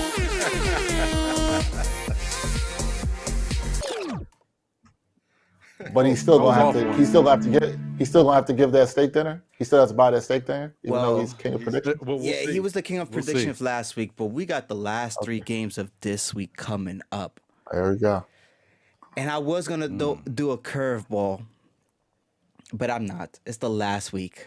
Okay, Not to mention, you see how sensitive Ron is getting. Yeah. I was shell shocked. You see me? I was on one right there. I was like, wait, you kept your original prediction. That's the crazy part. But I forgot all about that. I'm waiting for an apology. Where's the apology music? No, that's okay. You know what, Jose? I'm sorry, Jose. You know what? Guess what? You know what? I think you already hinted at this, but I think you got to be invited to the steak dinner as well. Let's go, Jose. Yeah, you There definitely. we go. I don't get paid enough, There we so go. I need something and all that stuff. But There you Like go. how I just invited him to a steak dinner that I may or may not be paying for. someone is paying, just not me. Oh man. So it's simple. We'll go through the next 3 games. Both Ron and John will predict whether or not the Knicks will lose or win that game. We're going to see if right. they're truly are Knicks fans, or they got to be smart about it as well. So who would love to go first? But before, I'm going to let you guys think about it. Dex, look at these 3 games. What would be your prediction if it was up to you? So we got the Pacers. What else? Who else do we have? Got Pacers. Pelicans. And they end with Pacers. The Pacers. Pacers. Yeah, Pacers, Pelicans. Pacers, Pelicans, Pacers. I'm going 3-0, man. I'm going Pacers win Pelicans. The Pelicans game is interesting though. That's the one of the most. I think they'll sweep the Pacers, but I think one of those games will be close. The Pelicans game is interesting because the Pelicans have a lot to play for. They can still get up into the 6th seed. They're battling the Lakers for 7 or 8 in the play-in. They're going to be motivated, and they've already defeated some odds because they had a really tough schedule down the stretch. So it's going to be really interesting. This is why I also will say this real quick. This is why I love the play-in tournament, because it makes there's so many stakes with these games at the end of the year, and I think that's dope. But I'm going to go with the Knicks, keeping the good vibes going. I think they win out until the playoffs. I think they go in 7 wins in a row. Yeah, I think they win all these games. I'm gonna go with them winning all these games. All right. I'm gonna go. Yeah, I'm not gonna owe anybody a steak dinner. I just want to say that, but I'm gonna go. I'm gonna go. All right. So Ron, John, you heard Dex prediction. You guys can go the same route, or maybe be different. Just remember, everyone's watching you right now. You guys were just talking about the Knicks, how you're loving them, you're appreciating what's happening. So if you say they're gonna lose any of these games, they're gonna look bad at you. So I'm just throwing it out there. So who would love to go first? No pressure. No pressure. It's the last 3 games. Who would love to go first, John? This will determine who actually, has to owe the steak dinner. Well, listen, I'm. Oh, there's a lot. There's a lot of pressure. It's a lot of steak. No pun intended. Didn't. We'll play that. Yeah. Listen, I'm going for the win. So I am going to say win, loss, win. 2-1. Okay. Win, loss, win. Because I know Tibbs, he's going to play everybody to the end. He's not resting anyone, so it's not happening. We're not going to see a Trevor Kill sighting by the end of the season. However, we may see Evan Fournier play some more. That's true. So I'm going to say, and I was thinking the same thing that Dexter was talking about with regards to the Pelicans. And hold on. We play a box one, and then Ingram has been hot. Yep. I see you putting the algorithm in. I see. Okay. Yeah. I'm just trying to get this together. It's gonna spit out what's gonna happen. So I would I looked at the schedule, and I would say that New Orleans would win this game, but I'm just hoping for some good faith and some luck. They play Sacramento and they play Memphis before they play the Knicks. If Sacramento and Memphis take care of business, by the time they play the Knicks, they may not be as gung-ho. That game may not matter as much. I'm hoping for the best. So I'm going to go 3 wins for the Knicks. Win, win, win. All right. You see, Ron, I love this. You was using knowledge. You was taking statistics. You was thinking computing stuff. I'm thinking of all the, geeky terms right now. I'm hoping you win. Nothing against John. I'm hoping you win, Ron, because, I think John needs to pay for the next steak dinner. Yeah, two years in a row paying for it. That's kind of tough. That's tough. Yeah. It's let's just say it's even if I win, I lose. But if it's gonna happen. It's gonna happen either way. So it's okay. We'll both come out winners, or maybe I'll come out a loser. I don't know. We'll see. Listen, we're all winners, man. We made the playoffs. We in. We here. There you go. Yeah. All right, gentlemen. This is where I must leave. Dex, they only pay me to come up in the beginning and come up at the end. That's all they get from me. Hey, Jose, we appreciate you because this is East Flatbush greatness helping to produce this show. So, appreciate you, man. That's right. There we go. There you go. Yes, sir. Yeah. Yes. And like that, he's gone. Beautiful thing. He is gone. Always a beautiful thing. So, what I want to do now is kind of just, acknowledge our great guest, Dexter, get some final words from him, from myself and John. But we also would be remiss if we didn't, show some love to not only the great one, but also our guy, Jay Boogie, who did a tribute video for Mr. Willis Reed. Are you familiar with Jay Boogie, Dexter? Yeah. Jay Boogie's Yeah, a good I one, am. man. Yeah. He's always putting out Mhm. great content, great music for our Knicks community, as well as he's doing other things outside of the community too. So stay tuned out there, guys. So, Dex, it's been a pleasure having you here. In the case of you, final words, I want to know, is there anything coming up on the horizon we should be stay tuned for, looking out for? Yo, I don't want to say too much, but I think this weekend. Okay, don't give it away, I, but no, I want to give it away, but there will be this weekend. I will be doing an interview with somebody who's doing some really good things in the Knicks community. I'm really excited to talk to this person. Stay tuned. Should be out on Saturday. I'll tease a little bit more about that, but I think a lot of people in the community know what this person's doing. They're doing great work, so I'm excited to have that person up there. I will also say, throughout the playoffs, we will be definitely having more people from the Knicks community on to talk about the Knicks. So please stay tuned to that to do some previews.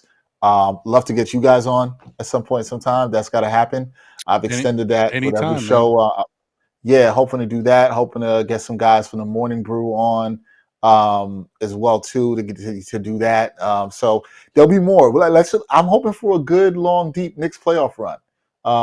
That's something I'm hoping for, but that'll be on the horizon. I think at least what I try to do with what I do is I'm hoping to bring a lot more people that are doing things in around New York sports in just different ways, and either get them either remote or in the studio and do some good interviews. So yeah, looking to do some stuff with that. Hopefully we get some big guests. I want Chuck D. I reached out to Chuck D. I hope we can get Chuck D up to talk and get an interview with him.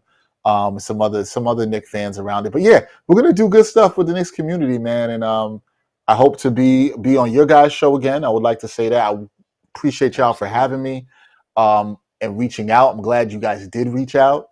And I'll tell other Knicks content creators, because somebody reached out to me from another show today and they said, "Oh, I hope I'm not stepping out of line if I ask for opportunity." And I'm like, you're never stepping out of line asking for an opportunity, right? All you got to do is ask. Some people may say no. The worst somebody could say is no, but it's always great. A lot of people have asked for me. I see Victor from Knicks Fans Brazil. He reached out to me early before in the summer. He reached out to me and I came on the show. So I just want to say, to reiterate something I said before, I am honored to be on your show. I'm glad you guys thought to have me. I'm glad also I had a lot of time to spend with you guys, and that I'm grateful for that.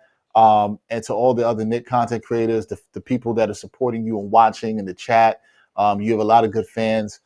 Keep supporting independent content creators. It matters.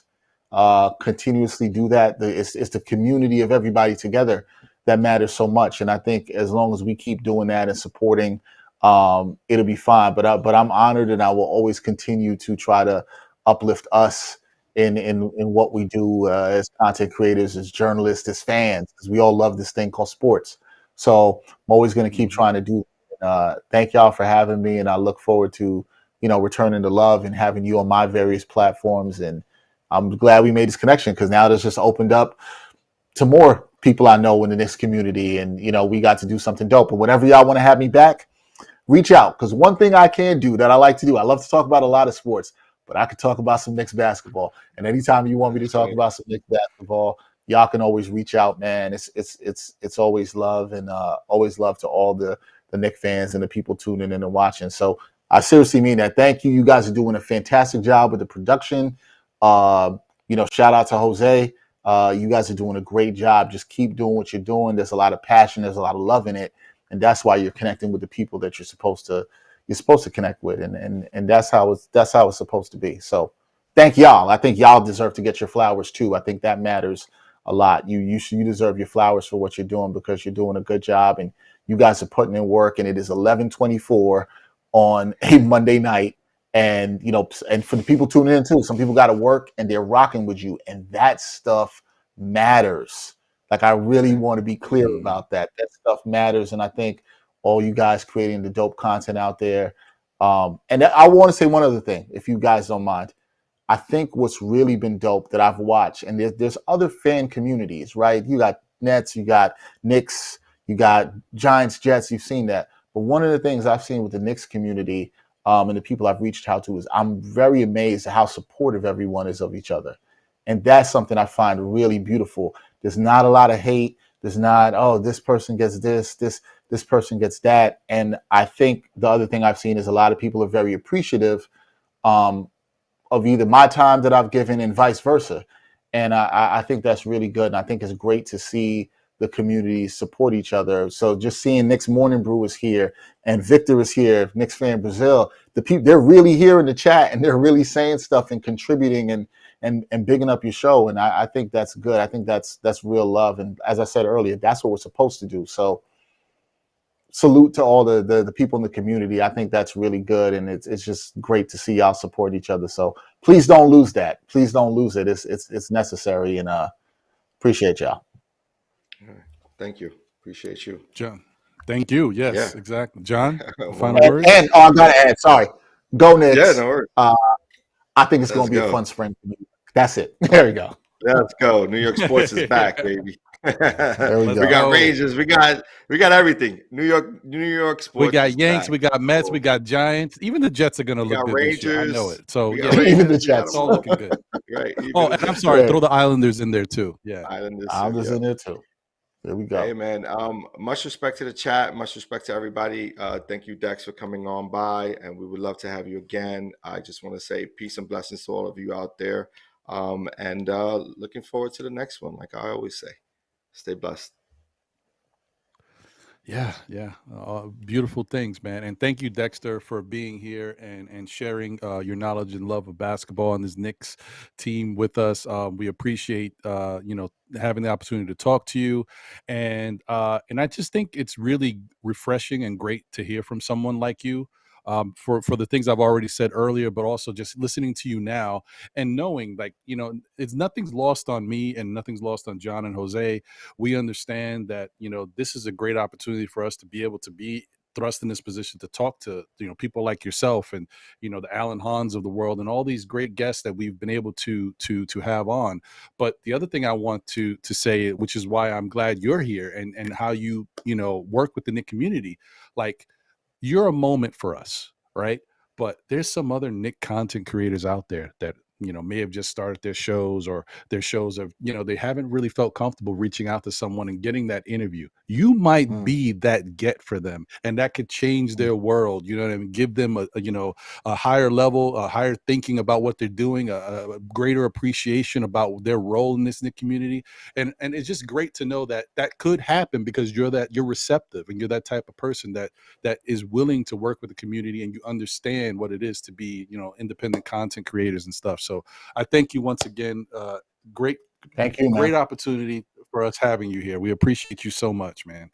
Thank you, brother. So guys, by all means, man, and we'll love to have you back. And like I said, vice versa, if you ever want us on the show, as long as scheduling permits, we'll definitely, either one of Yes. us would love to be on. And we'll definitely get you back on whenever the next time permits itself, because this has been great. It's just like we don't consider these interviews. This is a conversation amongst Well, fellow that's fans. that's We're how it just should talking be. it up, man. That's how it should Yeah. be. It should just be fans talking it up. It should be comfortable. And I take these seriously. When I say seriously, I mean I take it in terms of I want to come and have a good conversation with you, and I want it to be just as Knicks fans talking. Like if we met at a bar and we was just rapping about the Knicks, and that's how I take it. And so I hope that translates through, and I'll give everybody the same energy, and I always respond to people when they reach out. I'm never going to be like, no, if I can do something, if my schedule allows, we'll make it happen. And, it's always going to be love. But so I'm glad, man. You guys did a great job interviewing, because it didn't feel like that, right? It didn't feel like a boring, stuffy interview. It just felt like two guys who were cool from Brooklyn talking about the Knicks. And that's how it should be. That's how it is. Well, guys, Facts. on our way out of here, stay tuned. We're going to hit you with the J Boogie video, and then, we'll take you out of here. But as I like to say, tell a friend who tells a friend who tells another friend. Still, Knick fans, we'll be back again, whether it be on Monday nights at 9 p.m. or 9-ish with your man, Ron, John, and Jose on the ones and twos holding us down. You know how we do. or on Thursday nights on the Nothing But Knicks network, NBK, for the NBA report at 8 p.m., or on Saturdays at 11 a.m. for Know the Ledge with yours truly, as I talk you off the ledge. But like I said, this year I haven't had to do much talking because our Knicks team has been pretty good. So it's been a great experience, and I'm just happy for the ride. I think we're all going to be very happy. I feel good about this Knicks team. I think we're going to do some little shocking of the world. So, man, stay tuned, guys. This has been a great show. Great guest, Dexter Henry, and always fun to chop it up with my brothers John and Jose. Shout out to the chat. You guys have been great. Thank you guys for tuning in on such a busy Monday and hanging with us late. Thank you, but don't leave yet. Make sure you watch this J Boogie video as we head out of here. Thank you once again. We'll catch you on the next one. This has been fantastic. Take it easy. I think we see Willis coming out. There he comes right now. 6 feet 10 from Grambling. The captain of the Knicks, the most valuable player in the NBA. Tried and true with the Knicks. New York, New York. Orange and blue, tried and true with the Knicks. New York, we still some Knickerbockers. Whole world shockers, all eyes on us. Coming in like Willis Reed. Y'all gonna see all eyes on us. New York, New York. New York, New York, New York. New York, New York, New York. All eyes on us, all eyes on us. Coming in like Willis Reed. Y'all gon' see all eyes on us. We still some Knickerbockers. Whole world shockers, all eyes on us. What Leon Rose did, no spite of the future set for the young kids. Let off, this a straight aim. I wish the worst and the best way for Danny Ainge. You wanna rob us for our draft picks? Strip us down, take the logo off New York Knicks. I guess by now you don't feel the shine. Them ain't trades we pulling up, them quitting grind. Let me give you a little history. Us New Yorkers reacting man you quickly. Why you think we got the media watching? Fast break through the legs, here come that Obi topping. Straight fashion, we got the best clothes. When you in shape, you take your shirt off like Derrick Rose. All you used to be Knicks fans, go ahead and switch. This that block nest muscle floor, Money Mitch. Like please Tom, no time to play. I walk the garden with a peak coat like I'm Fournier. A Nick jersey, some Levi's, some butter Timbs. This ain't a loop, this a alley-oop, the Jericho Sims. Keep it real, however, we got a different style. I call Juice for the pressure, he give me 8 miles. They try to break us at deadline, tear the squad apart. Them 9 games after Cam gave us the Josh Hart. You read the Bible and know the Quran. Just live your dreams every day, make the team like Quan. Catch the youth before they hit their prime. Work hard, get rewarded, come on Hartenstein. I'm talking to all the East guards. I bought Jalen from the West, now he's an East guard. The same number 11, you know the rod strict. Now you playing against a squad with a baby pick. Look at Julius right now, he know it's game time. The off-season lose weight pivot baseline. The big bucket being made when it's crunch time. That jab step left hand in your face time. I know Drake represent, you see the 6 hard. But turn it upside right, you see that side guard. Next time around for the season, I'm making prop bets. I need 26 mil off that Tyler check. The truth is you gotta be a little tougher. Every time we play Miami, I gotta deal with Jimmy Butler. MIP all-star player, I gotta have it. Pretty boy, young Key Sweat, Broadway Barry. I know we got a lot of haters. I know we got a lot of doubters. But one thing for sure, us is that orange and blue, we gon' always stick together. It's us against the world. On us, coming in like Willis Reed. Y'all gon' see all eyes on us. We're still some Knickerbockers. Whole world shockers, all eyes on us.